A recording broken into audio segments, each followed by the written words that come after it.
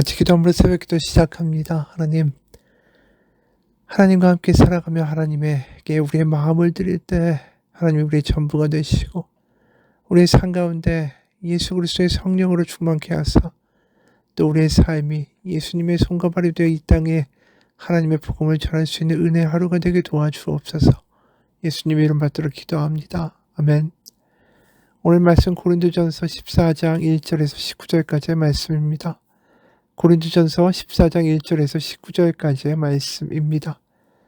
사랑을 추구하며 신령한 것들을 사모하되 특별히 예언을 하려고 하라.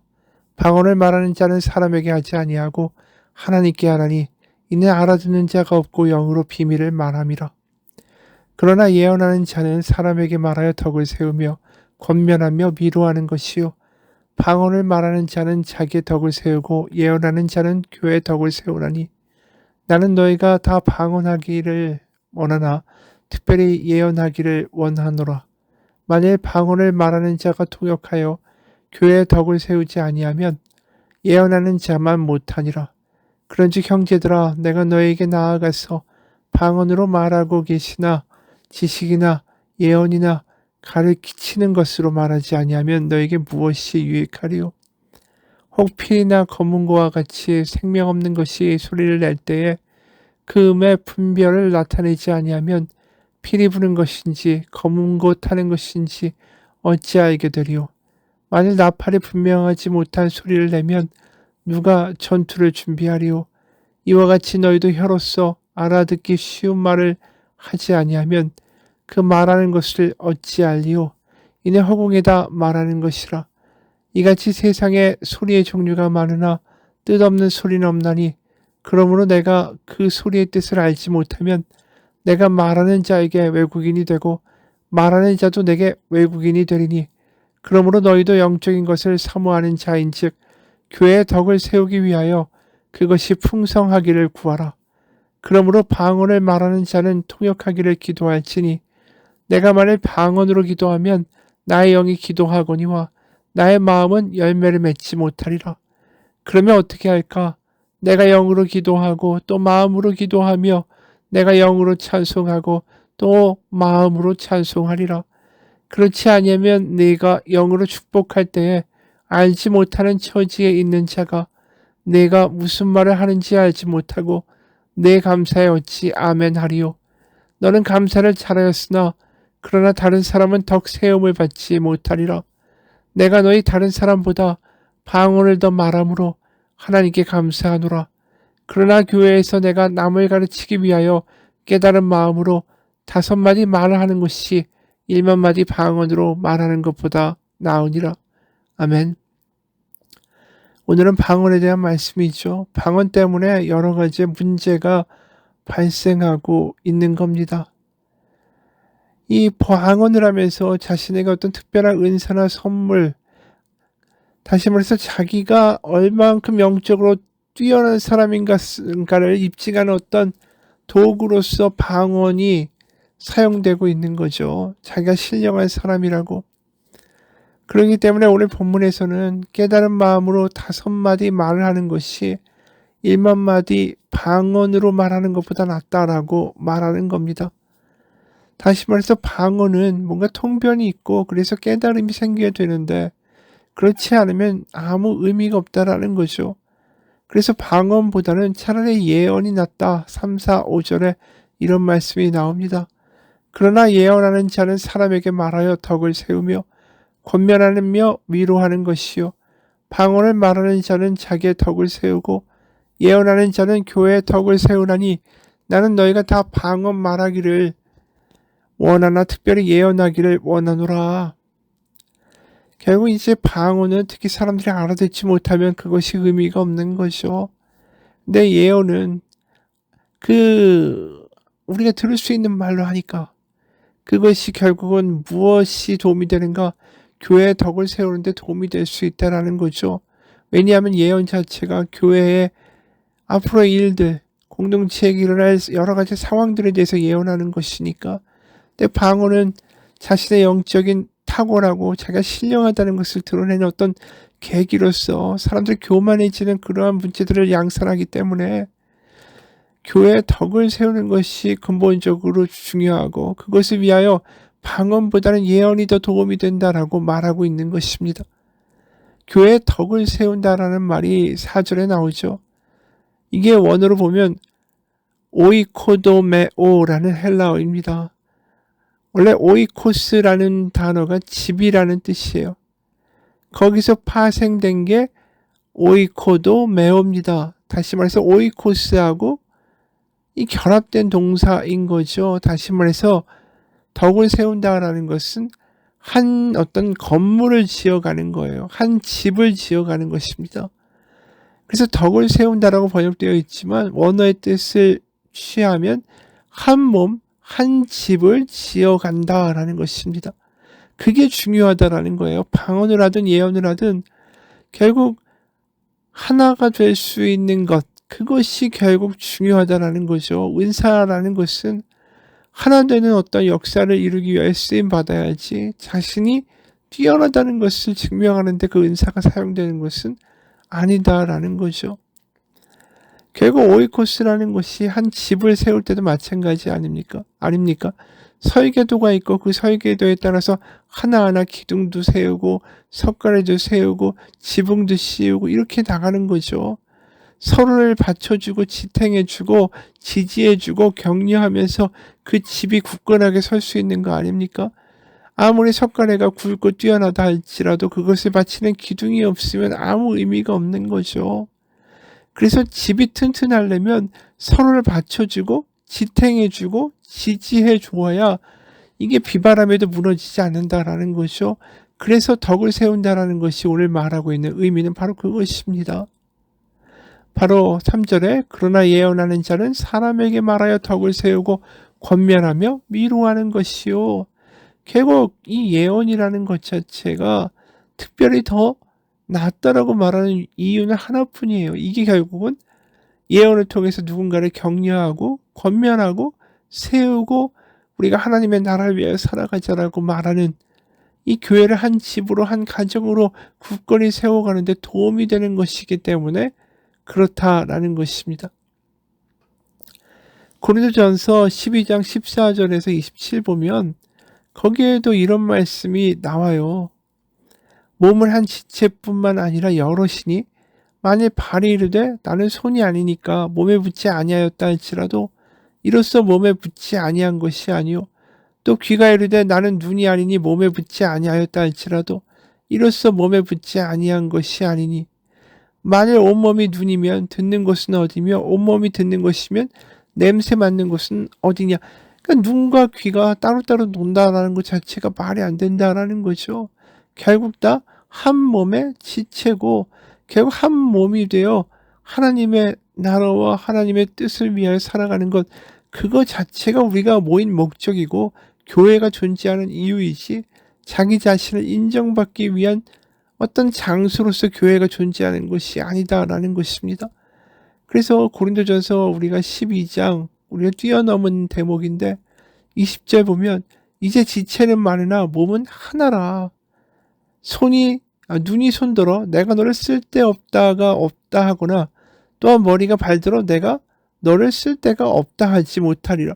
그렇죠. 머리가 발보고 너 쓸데없다라고 어떻게 말하겠어요. 발이 없으면 머리가 혼자서 존재할 수가 없는 거죠. 눈이 손들어 너 쓸데없다라고 말할 수 없죠. 다 합쳐서 한 몸이 돼서 결국은 다 귀에 쓰이는 것 아닙니까? 그래서 22절에 그뿐 아니라 더 약하게 보이는 몸의 지체가 도리어 요긴하고 우리가 몸에 덜 귀히 여기는 그것들을 더 귀한 것으로 입혀주며 우리의 아름답지 못한 지체는 더욱 아름다운 것을 얻느니라. 결국 하나가 되는 것이 중요한 거죠. 그래서 25절에 몸 가운데서 분쟁이 없고 오직 여러 지체가 서로 같이 돌보게 하셨느니라. 만일 한 지체가 고통을 받으면 모든 지체가 함께 고통을 받고 한 지체가 영광을 얻으면 모든 지체가 함께 즐거워하느니라. 너희는 그리스도의 몸이요 지체의 각 부분이라. 결국 덕을 세운다라는 것은 바로 이런 생각에서 출발하는 거예요. 방언도 결국 거기에 해당되는 것이죠. 자기를 세워가고 교회를 세워가는 데는 실패한다면 그것은 의미가 없다라는 거죠. 못 듣는 것. 그거 아무리 떠든다고 해서 그게 무슨 소용이 있겠어요. 7절 8절 보면 혹필이나 검은 고와 같이 생명 없는 것이 소리를 낼 때에 그 음의 분별을 나타내지 아니하면 피리 부는 것인지 검은 고 타는 것인지 어찌 알게 되리오. 만일 나팔이 분명하지 못한 소리를 내면 누가 전투를 준비하리오. 생각해 보세요. 대표 기도를 하는데 누군가 방언으로 기도를 한다고 하면 어떨 것 같습니까? 예배를 하는데 다 같이 한 목소리로 찬양을 해야 되는데 혼자 방언으로 막 찬양을 한다면 어떻게 되겠습니까? 게다가 그 자리에 새신자들이 있으면 어떻게 하겠냐라는 거예요. 16절에 그렇지 아니하면 네가 영으로 축복할 때에 알지 못하는 처지에 있는 자가 새로운 사람이 네가 무슨 말을 하는지 알지 못하고 어떻게 너 감사에 어찌 아멘 하겠느냐. 네가 방언으로 하면 못 알아들을 텐데. 결국 교회의 목적은 하나 돼서 하나님의 교회로 하나님의 뜻을 이루어가는 데 있다라는 것입니다. 어느 책의 내용이에요. 어느 날 아버지가 내게 불쑥 아들아 다리가 참 멋있다. 이유가 뭔지 아니? 그건 이 아빠의 다리가 멋지기 때문이야. 부전자전이지 라고 말씀하셨다. 나는 당황했지만 미소를 지으며 말했다. 아빠 멋진 다리를 주셔서 감사해요. 사실이다. 다리는 시선을 끈다. 하지만 다리 없이도 사람이 살 수 있다는 사실에 대해 생각해 본 적이 있는가? 교통사고로 다리 한쪽을 잃었어도 열심히 일생을 잘 살아가는 사람을 나는 알고 있다. 그러나 간이라면 이야기가 달라진다. 누구도 간 없이는 살 수 없다. 그런데 이런 말을 들어본 적이 있는가? 정말 멋진 간을 갖고 계시네요. 너무 매력적인 간이에요. 우리는 눈에 보이는 부분을 꼭 필요한 부분이라고 여긴다. 하지만 하나님 말씀에 따르면 그렇지 않다. 부르심이라고 말할 때 우리는 목사나 찬양 인도자나 사역자, 선교사 같은 이들을 떠올리는 경우가 많다. 하지만 그렇진 않다. 결국 무슨 이야기입니까? 눈에 보이는 것만이 이 쓰임받고 근사하다라는 게 아니라 눈에 보이지 않는 것이 더 중요할 수 있다라는 거죠. 간과 같이. 그러니까 앞에 나와 있는 사역자만이 부르심을 받고 그 뒤에 있는 사람은 이 아무것도 아닌 존재라는 것이 아니라 오히려 눈에 보이지 않게 교회를 위하여 섬기고 이웃을 돌보며 그들의 눈물을 닦아주며 찾아가서 같이 기도하고 있는 그 누군가가 더 중요한 역할을 하는 건지도 모르겠다라는 말입니다. 그럼 방언은 어떻게 해야 되겠는가? 방언이 다 나쁘면 폐할 것인가? 그 다음으로 14, 15절입니다. 새 번역입니다. 내가 방언으로 기도하면 내 영은 기도하지만 내 마음은 아무런 열매를 얻지 못합니다. 여기에 보면 내가 방언으로 기도하면 내 영은 기도한다라는 거예요. 그런데 내 마음, 여기의 마음은 헬라어로 누스입니다. 누스. 그건 이성이란 뜻이에요. 그러니까 성령으로 막 이렇게 기도하면서 우리가 방언을 하게 되면 영적으로 기도는 하지만 내가 또 어떨 때 울면서 막 방언으로 기도를 하지만 그리고 애통해 하지만 그걸 이성적으로 이게 무슨 뜻이다? 왜 내가 이렇게 하는지에 대한 이유와 내용을 알지 못한다라는 거죠. 그러니까 방언을 할 때 내 영이 기도할 때 성령님이 거기서 같이 기도해 주시는 것은 맞아요. 14절 초반에서 방언으로 기도하면 나의 영이 기도하거니와 내 영이 하나님의 영이 성령님과 함께 같이 기도하는 것이 방언은 맞다라는 거예요. 그래서 2절에 방언을 말하는 자는 사람에게 하지 아니하고 하나님께 하나니. 그렇죠. 성령님과 같이 나의 영이 기도할 때에 그것이 하나님의 영이니까 하나님께 한다라는 거죠. 방언을. 그러나 그 방언을 다른 사람들이 듣지는 이해하지는 못하는 거죠. 다시 말해서 우리가 이런 경우가 있죠. 로마서 8장 26절 이와 같이 성령도 우리의 연약함을 도우시다니 우리는 마땅히 기도할 바를 알지 못하나 오직 성령이 말할 수 없는 탄식으로 우리를 위하여 친히 간구하시느니라. 결국 우리가 말할 수 없는 탄식으로 기도하시는 바로 그 성령의 역사를 우리가 영으로 같이 공감하며 이게 공명이 일어나면서 기도하게 되는 거, 그게 방언의 기도라는 것은 맞아요. 그런데 중요한 건 내가 마땅히 기도할 바를 알지 못하나 성령이 말할 수 없는 탄식으로 우리를 친히 간구하신다. 이게 반드시 방언을 통해서만 이루어지는 사건이고 기회인가? 방언을 하는 사람은 이렇게 성령이 말할 수 없는 탄식으로 기도하고 계시고 나는 기도할 바를 모를 때 그런 역사들을 경험하게 하는 게 방언인가? 그렇지는 않다라는 거죠. 다시 말해서 내가 그 하나님 가운데 기도할 때, 지성과 이성을 통해서 기도할 때, 그럴 때도 성령은 역사하셔요. 왜냐하면 성령의 은사 가운데 12장을 보면 7절부터 10절에 이런 말씀이 나옵니다. 각 사람에게 성령을 나타내심은 유익하게 하려 하심이라.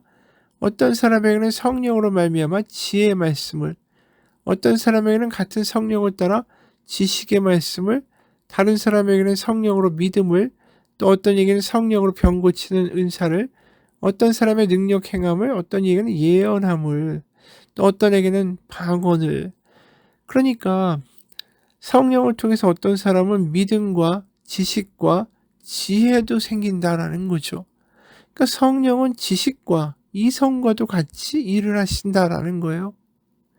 그러니까 우리가 성령을 통해서 우리의 영이 기도하면서 내가 알지 못하지만 때로 막 눈물을 흘리면서 기도할 때 그때 성령이 우리와 함께 같이 기도하시는 것도 맞죠. 하지만 동시에 지식과 이성으로도 우리가 하나님께 기도할 때 그것이 성령과 함께 하는 기도가 될 수 있다라는 거예요. 그래서 우리가 공적인 예배에서 기도할 때 중요한 것은 15절에 그러면 어떻게 할까? 내가 영으로 기도하고 또 마음으로 기도하며 내가 영으로 찬송하고 또 마음으로 찬송하리라. 이게 중요하다라는 거죠.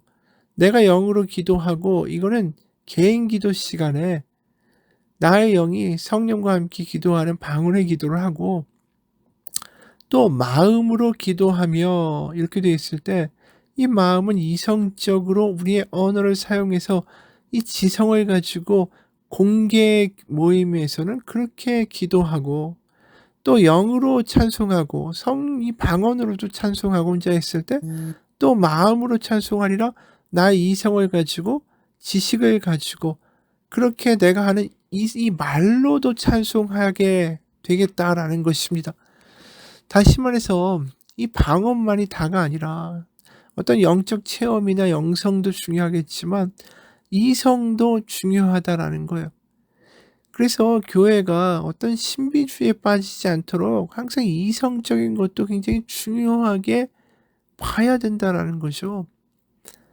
그러니까 어떤 교회 같은 경우는 너무 이성을 등한시하고 어떤 체험과 방언과 은사만을 강조하게 되는 경우도 있다라는 거예요. 하지만 그것은 잘못됐다라는 것이죠.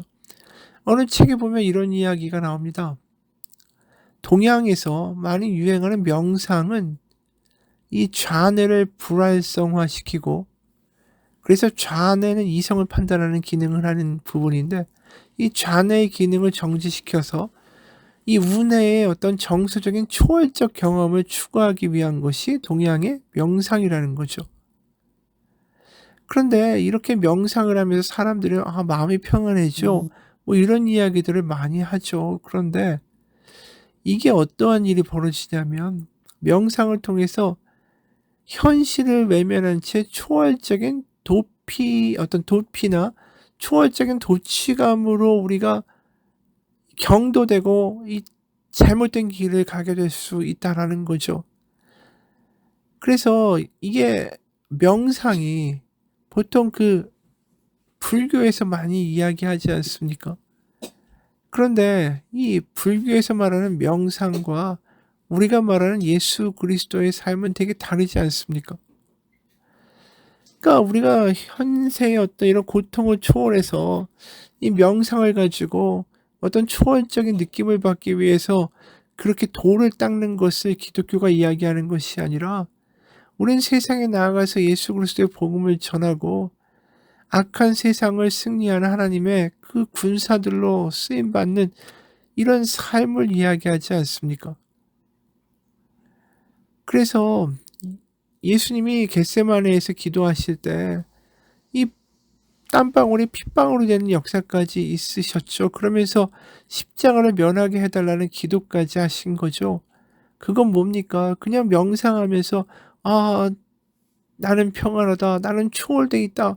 이런 게 아니라 실제적인 삶에서 부딪히는 그 인간의 모습을 그대로 보여주시는 게 겟세마네의 기도 아닙니까? 그래서 이게 잘못되면 큰일 나는 거예요. 우리가 방언을 취하고 어떤 영성이라고 하면서 막 묵상을 하고 앉아 가지고 어떤 초월적인 경험을 추구하고 그러면서 거기서 어떤 영적 도취감을 얻고 그것은 예수님의 겟세마네의 기도의 모습과는 너무나도 다르다라는 것이죠. 실제로 예수님은 고난을 받으셔서 죽으셨고 부활하신 바로 우리의 예수님 아닙니까? 그래서 우리가 영적 체험도 중요하겠지만 중요한 건 세상 속에서 살아내는 믿음인 거예요. 그리고 그 믿음을 살아가는데 우리는 하나의 지체로서 교회에서 서로 한 몸이 돼서 이 땅에 하나님의 나라를 구현하기 위해서 살아가는 거죠. 영적으로 탁월해서 어떤 예언을 하고 영적으로 어떤 경제에 이르는 거 그거 자체가 교회의 목적이 아니에요. 그럼 우리는 다 수도원에 가서 맨날 기도하는 수도사의 삶을 살아야겠죠. 수도사의 삶이 아니라 초대교회의 모습들은 다 세상 가운데 나아가 예수 그리스도의 복음을 전하고 세상의 현실에 발을 디디고 하나님의 복음을 그 자리에서 전하고 고치고 싸매는 일들을 했던 것이 초대교회 역사라는 것입니다. 지금 고린도 교회가 너무 영적으로만 흘러가죠. 어떤 예배 모임에서 내가 더 영적으로 탁월하다고 방언을 하고 방언으로 찬송을 하고 우리의 삶 속에서 실제적으로 하나님의 나라를 위하여 때로는 고난 가운데도 있고 어려움도 있지만 그래도 하나님의 나라 하나님의 살아계심을 증거하는 우리의 삶 속에서의 행동과 말들이 있습니까? 그게 믿는 거라는 것입니다. 같이 기도하겠습니다. 하나님, 어느 순간 영적인 것을 지향하는 이들도 있습니다. 수도원이나 깊은 산골에서 기도하면서 영적인 체험을 추구하고 거기에 매진하는 이들도 있습니다. 하지만 기독교는 불교처럼 깊은 산속에 머무는 종교가 아닙니다. 이 땅에 하나님의 아들이 뛰어들어오신 것처럼 세상에 나아가 세상의 어려움과 질고를 맛보며 그곳에서 하나님의 나라가 있다고 하나님이 살아계시다고 우리가 사는 이 땅의 고통이 다가 아니라고 말하면서 세상 가운데 하나님의 나라를 전하는 것이 바로 기독교입니다.